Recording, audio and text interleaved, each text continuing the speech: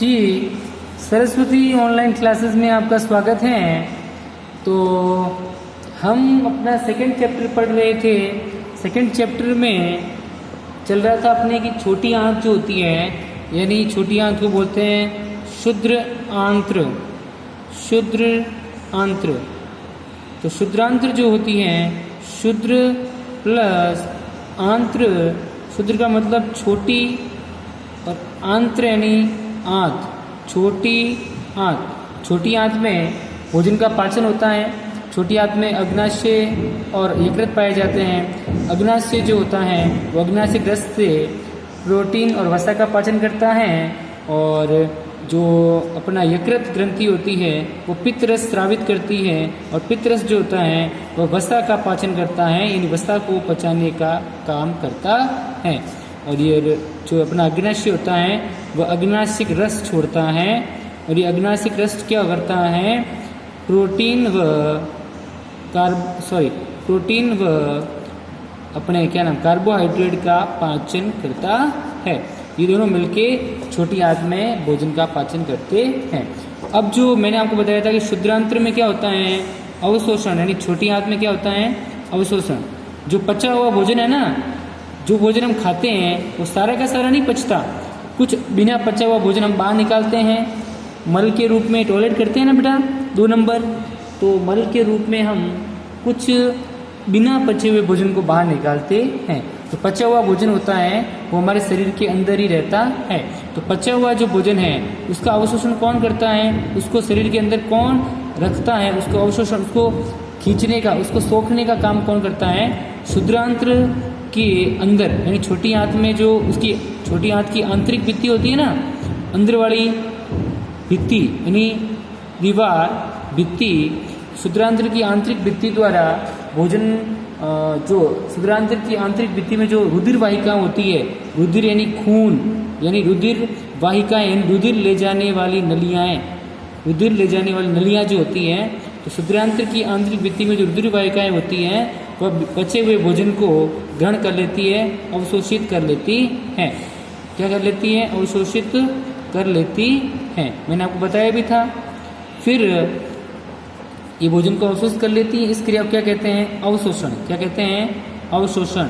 यानी छोटी आंत की आंतरिक भित्ति द्वारा, आंतरिक भित्ति में जो रुधिर वाहिकाएं होती हैं वह पचे हुए भोजन का, पचा हुआ भोजन उसका अवशोषण करती है, उसको सोख लेती है, खींच लेती है। इस क्रिया को अवशोषण कहते हैं। ओके बेटा, चलिए फिर बात करें आगे। तो मैंने आपको ये भी बताया था कि क्षुद्रांत्र जो होता है, यानी छोटी आंत की आंतरिक भित्ति में, आंतरिक भित्ति यानी अंदर वाली सतह में, आंतरिक भित्ति यानी अंदर वाली जगह में, आंतरिक भित्ति क्या होगी, जैसे मान लो आपको मैंने कल बताया था और आज वापस बता रहा हूँ। ये देखो, ये मान लो, ये देखो, ये तो है बड़ी आंत। ये क्या है, ये वाला भाग वापस बना रहा हूँ, ये वाला भाग, ठीक है।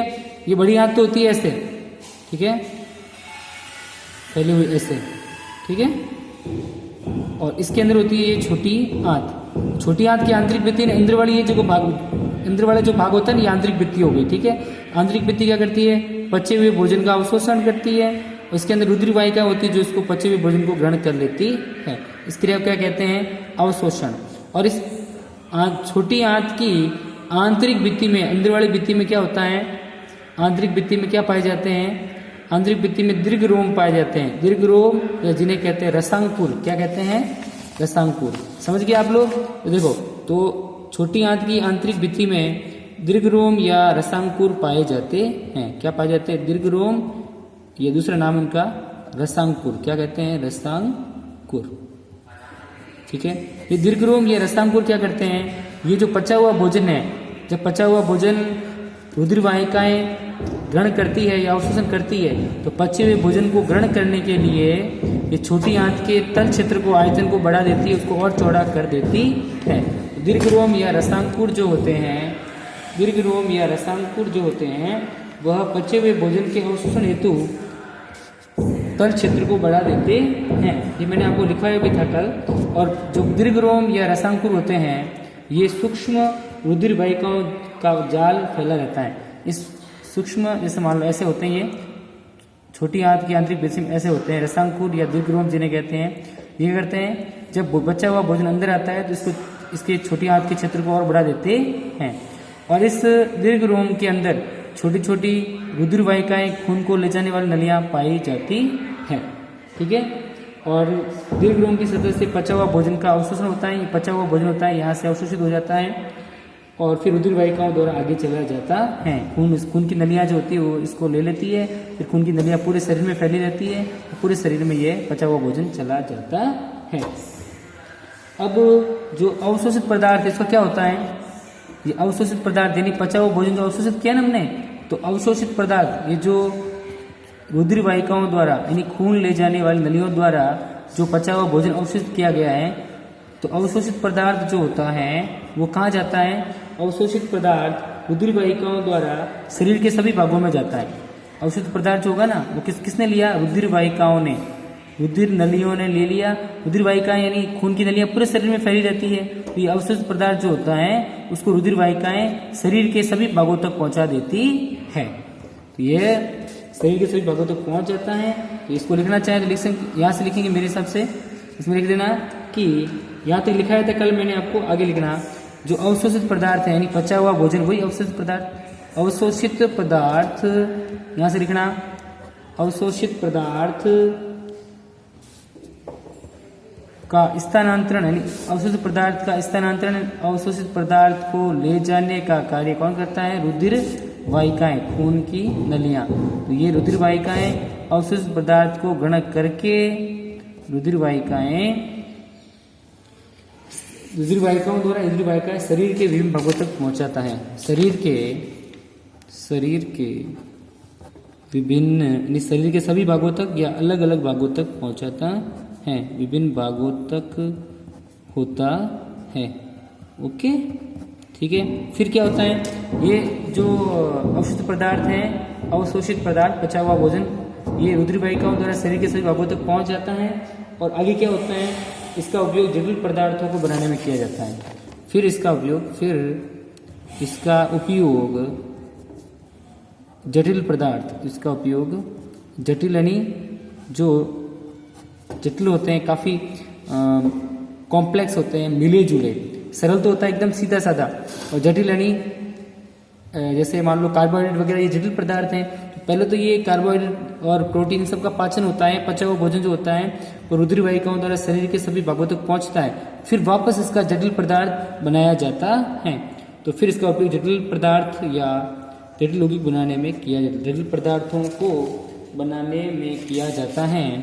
इस क्रिया को स्वांगीकरण कहते हैं। क्या कहते हैं, जटिल पदार्थों को बनाने में किया जाता है, इस क्रिया को स्वांगीकरण कहते हैं, किया जाता है, इस क्रिया को स्वांगीकरण कहते हैं। क्या कहते हैं, स्वांगीकरण कहते हैं, ठीक है, स्वांगीकरण कहते हैं। इसका मतलब क्या हो गया, जो अवशोषित पदार्थ है, अवशोषित पदार्थ यानी पचा हुआ भोजन, उसका स्थानांतरण यानी उसको ले जाने का कार्य रुधिर वाहिकाएं करती है और ये शरीर के सभी भागों तक पचे हुए भोजन जो अवशोषित भोजन है उसको पहुंचा देती है। फिर इसका उपयोग वापस जटिल पदार्थ बनाने में किया जाता है, इस क्रिया को स्वांगीकरण कहते हैं। ठीक है, आगे लिखना चाहें तो लिख सकते हैं कि कोशिकाओं में उपस्थित ग्लूकोज का विघटन ऑक्सीजन की सहायता से कार्बन डाइऑक्साइड एवं जल में हो जाता है और ऊर्जा मुक्त होती है। जब हम सांस लेते हैं ना, श्वसन की क्रिया होती है, श्वसन के द्वारा भोजन का क्या होता है, पाचन। तो आप लिखेंगे कोशिकाओं में उपस्थित ग्लूकोज, जो हमारे शरीर की कोशिकाएं है ना, उसमें क्या उपस्थित होता है, ग्लूकोज। देखो, कोशिकाओं में उपस्थित ग्लूकोज का विघटन, ग्लूकोज वापस टूटता है, ग्लूकोज का विघटन, टूटना।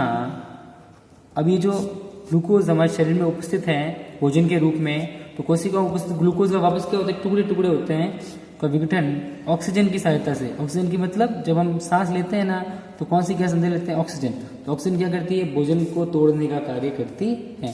तो ऑक्सीजन की सहायता से वापस किसमें होता है, कार्बन डाइऑक्साइड, CO2 यानी कार्बन डाइऑक्साइड व कार्बन डाइऑक्साइड व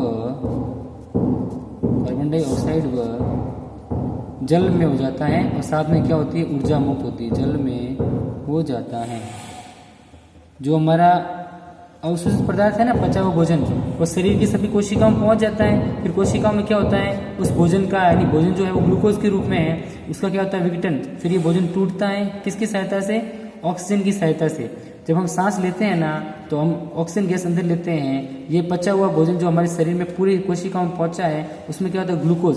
ये ग्लूकोज वापस टूटता है और क्या, कार्बन डाइऑक्साइड व जल में टूट जाता है। तथा साथ में क्या मुक्त होती है, ऊर्जा। और क्या मुक्त होती है, ऊर्जा मुक्त होती है। यानी शरीर को क्या मिलती है, ऊर्जा। जब भोजन का पाचन पूर्ण रूप से हो जाता है तो पचा हुआ भोजन जो ग्लूकोज के रूप में है, जब हम सांस लेते हैं तो ऑक्सीजन अंदर जाती है और ये भोजन को और तोड़ती है, जिससे कार्बन डाइऑक्साइड और जल बाहर निकलता है, मतलब मुक्त होता है। और साथ में ऊर्जा मुक्त होती है, हमारे शरीर को ऊर्जा मिलती है। इस प्रकार जो पचा हुआ भोजन है वह पचता है, उसको स्वर्गीकरण किया जाता है और फिर ये जो है इससे ऊर्जा मिलती है और शरीर को ताकत आती है। ठीक है भाई, ये हो गया पूरा। और जो भाग नहीं पचता, अब जो जितना हमने खाया है ना वो सारा का सारा थोड़ी पचता है, कुछ भाग नहीं पचता। जो बिना पचा हुआ भोजन है उसको आगे कहाँ भेजा जाता है, वृद्ध आंत्र यानी बड़ी आंत में भेजा जाता है। देखना, देखो ये तो है छोटी आंत, यहाँ पूर्ण रूप से पाचन हो गया, सारा पाचन हो जाता है यहाँ पे। देखो ये नीचे देखो, मैंने ऐसी होती है, ये अंदर है छोटी आंत, गोल गोल होती है ऐसे कुंडली नुमा ऐसे। ठीक है, यहाँ भोजन का पाचन हो जाता है। लेकिन कुछ भोजन जो ऐसा होता है इसका पाचन नहीं होता, तो वहाँ का कहाँ भेजा जाता है, बड़ी आंत में। इस चारों तरफ होती है बड़ी आंत ऐसे, छोटी आंत के चारों तरफ क्या होती है, बड़ी आंत। तो बिना पचा हुआ भोजन है वो बड़ी आंत यानी वृद्ध आंत्र में भेजा जाता है। तो आगे लिखना चाहें तो लिख सकते हैं आप लोग। तो जो भाग नहीं पचता तो बिना पचा भोजन, यहाँ लिख देना, बिना पचा भोजन, बिना पचा भोजन अथवा जिसका अवशोषण नहीं होता, वो भोजन कहाँ चला जाता है, बड़ी आंत में। कहाँ चला जाता है, बड़ी आंत में। अब छोटी आंत से कहाँ जाएगा, बिना पचा भोजन अथवा जिसका अवशोषण नहीं होता वह भोजन कहाँ पहुँच जाता है, वृद्ध आंत्र में यानी बड़ी आंत, वृद्ध आंत्र यानी बड़ी आंत में भेज दिया जाता है। तो छोटी आंत से अब कहाँ जाएगा, बड़ी आंत में भेज दिया जाता है। ठीक है, बड़ी आंत में क्या होगा देखना। तो बड़ी आंत की बात करें तो वृद्ध आंत्र, ये छोटी आंत से के बाद आती है बड़ी आंत। ये क्या होती है, चौड़ी होती है। छोटी आंत थोड़ी पतली होती है, लेकिन वृद्ध आंत्र जो होती है ये छोटी आंत से, मैंने आपको बता दिया था, ये चारों तरफ जो होती है ना ऐसे, ठीक है, फिर ऐसे मुड़ के ऐसे आती है फिर। ठीक है, ये बड़ी आंत है। तो बड़ी आंत में क्या होता है, बड़ी आंत में जो बिना पचा हुआ भोजन है उसका थोड़ा बहुत पाचन होता है, तो इसका, और इसमें से जो भोजन है ना, भोजन उसमें से जल, अगर थोड़ा बहुत पानी है और कुछ खनिज बचे हैं तो उनका अवशोषण हो जाता है और बिना पचा हुआ भोजन आगे मलाशय में भेज दिया जाता है और फिर मल द्वार द्वारा बाहर निकाल दिया जाता है। देखना, अब भोजन कहाँ गया, बड़ी आंत में। बड़ी आंत में क्या होता है, बड़ी आंत कैसी होती है, जो वृद्ध आंत्र यानी बड़ी आंत है वह छोटी आंत से चौड़ी होती है, यानी क्षुद्र आंत्र यानी छोटी आंत से चौड़ी एवं छोटी होती है। क्या होती है, छोटी होती है। नाम इसका बड़ी आंत है लेकिन ये होती छोटी है, लेकिन ये छोटी आंत से क्या चौड़ी होती है बस। ठीक है, और इसकी लंबाई कितनी है, 1.5 मीटर लंबाई। लिखना चाहो लिख लो मेरे पीछे पीछे। तो बड़ी आंत होती है, इसकी लंबाई कितनी होती है, 1.5 मीटर लंबाई होती है इसकी। और यह करती है, यह बड़ी आंत क्या करती है, जो भोजन है, जो बिना पचा हुआ भोजन आगे गया ना छोटी आंत से बड़ी आंत में, तो बिना पचा हुआ जो भोजन होता है उसमें से जल में से पानी है और जो खनिज है ये कुछ लवणों का अवशोषण करती है, कुछ खनिज लवणों का अवशोषण करती है। ओके, फिर क्या करती है, अब ऐसा भोजन है जो बिल्कुल भी नहीं पचता, तो बचा हुआ जो बिना पचा हुआ भोजन है, अपचित भोजन यानी बिना पचा हुआ भोजन, अब वो कहाँ चला जाता है, मलाशय यानी मलाशय कहाँ है, जहाँ पर अपना ये मल इकट्ठा रहता है ना, टॉयलेट मल इकट्ठा रहता है मलाशय। तो जो बिना पचा, अब देखो बिना पचा हुआ भोजन है वो मलाशय में चला जाता है, जहाँ पर मल यानी अपना टॉयलेट इकट्ठा रहता है मलाशय में चला जाता है। और फिर क्या होता है, जब जब हमको मल आता है तो समय समय पर ये जो अर्धठोस मल है, अर्धठोस मल जो मल होता है, टॉयलेट होता है, वो कैसा होता है, अर्धठोस, आधा थोड़ा थोड़ा गाढ़ा होता है और एकदम भी गाढ़ा कड़क नहीं होता एकदम, तो आधा ठोस होता है। तो अर्धठोस मल जो है वो समय समय पर हम बाहर निकालते रहते हैं। अर्धठोस मल टॉयलेट जो हम निकालते हैं ना 2 नंबर, समय समय पर ऐसे लिख देना, समय समय पर गुद्दा द्वारा शरीर से बाहर निकाला जाता है, बाहर निकाला जाता है। इसको क्या कहते हैं, निष्कासन कहते हैं। निष्कासन यानी बाहर निकालना, शरीर में से मल को बाहर निकालना क्या कहलाता है, निष्कासन कहलाता है। तो ये हो गया छोटी आंत और ये बड़ी आंत। अब देखो कभी कभी क्या होता है, एक और छोटी सी चीज़ है वो भी नोट कर लेना, कभी कभी हमको दस्त लगती है ना, दस्त लगना यानी अपने को दस्त लगती है, टॉयलेट जो आता है वो एकदम पतला पतला आता है और पानी के साथ बाहर निकलता है, एकदम पतली पतली दस्त लगती है, टॉयलेट लगता है, मल आता है, उसको दस्त कहते हैं। दस्त क्यों होता है भारत में, एक छोटी सी बात है, दस्त होता है, ये दस्त क्यों लगती है, या तो हम क्या करेंगे, कोई संक्रमण हो जाए, संक्रमण से होता है, किसी के संपर्क में आने से, संक्रमण से दस्त जो होती है, दस्त क्या होती है, पतले पानी जैसा मल बाहर निकलना दस्त कहलाता है, दस्त लगना। और ये क्यों होता है, या तो संक्रमण होता है या खाद्य विषाक्तता, यानी अगर जो हम खाना खा रहे हैं वो सही नहीं है, या काफ़ी टाइम से पड़ा खाना है, ठंडा खाना है, खराब खाना है, या जिसमें वह खाना जिसमें कोई कीड़ा मकोड़ा मर गया वगैरह, तो जो गंदा खाना हमने खाया है तो इस वजह से भी हमको दस्त लग सकती है। और तीसरी चीज़ है इसमें अपच, या फिर भोजन का पाचन नहीं होता। दस्त का लिखना कि संक्रमण, खाद्य विषाक्तता और अपच के कारण दस्त लगती है, दस्त लगती है। दस्त लगे तो क्या करना चाहिए आपको, दस्त लगती है तो क्या करना चाहिए, आप लोगों को एक आता है ORS घोल, WHO का ORS, दस्त लगे तो ORS घोल पिलाना चाहिए। ORS क्या होता है, ओरल रिहाइड्रेशन सॉल्यूशन, हिंदी में इसका नाम है, यहाँ लिख दूँ, चलो आगे लिख लेते हैं। अब इसको लिखना है, जो मैंने ये लिखा है ना, ये इसको भी लिखना है, संक्रमण, खाद्य विषाक्तता और अपच के कारण दस्त लगती है। दस्त लगने पे क्या करना चाहिए, ORS, ओरल रिहाइड्रेशन सॉल्यूशन, इसको कहते हैं, यहाँ लिख देना, ठीक है। जीवन रक्षक घोल पिलाया जाना चाहिए, जीवन रक्षक घोल, ORS का पूरा नाम है ओरल रिहाइड्रेशन सॉल्यूशन एंड जीवन रक्षक घोल पिलाना चाहिए। ये अपन घर पे भी बना सकते हैं। एक चुटकी नमक ले लो, एक चुटकी नमक है नहीं, एक चुटकी आपने, एक चुटकी में कितना आता है नमक, वो एक चुटकी नमक और चीनी घोलकर, तो एक चुटकी नमक व चीनी घोलकर ये ORS घोल बना सकते हैं, ORS घोल बना सकते हैं, ठीक है। ओके, चलिए तो आज के लिए इतना ही, कल हम फिर मिलेंगे, ये लिख लेना, आपके समझ में आ गया होगा। कल हम पढ़ेंगे आगे। और मैंने बता दिया आपको कि अगर आपको वीडियो अगर उल्टा दिख रहा है तो आप क्या करेंगे, अपनी स्क्रीन रोटेट करके उसको सीधा भी कर सकते हैं। मोबाइल में ऑप्शन आता है ऑटो रोटेट का, स्क्रीन को सीधा कर लो फिर देख लो, ठीक है ना बेटा। तो ऐसी कोई प्रॉब्लम होनी नहीं चाहिए। मोबाइल अगर उल्टा दिखे, अगर वीडियो उल्टा दिखे तो ऑटो रोटेट में जाके मोबाइल में ऑप्शन आता है, उसको दबा के स्क्रीन सीधी भी कर सकते हैं। तो आप आज जो पढ़ा है उसको घर पे पढ़े, नोट करें और ध्यान रखें अपना, ठीक है। चलिए तो कल हम फिर मिलेंगे अगले वीडियो में, और आप सब अपना ध्यान रखें, घर पे रहें, सुरक्षित रहें और अपना ध्यान रखें। ये भी लिख लेना लास्ट वाला, ठीक है बेटा। ये ORS जीवन रक्षक घोल पिलाना चाहिए। चुटकी नमक और चीनी घोलकर अपन घर पे भी ORS बना सकते हैं। ओके, थैंक यू, धन्यवाद।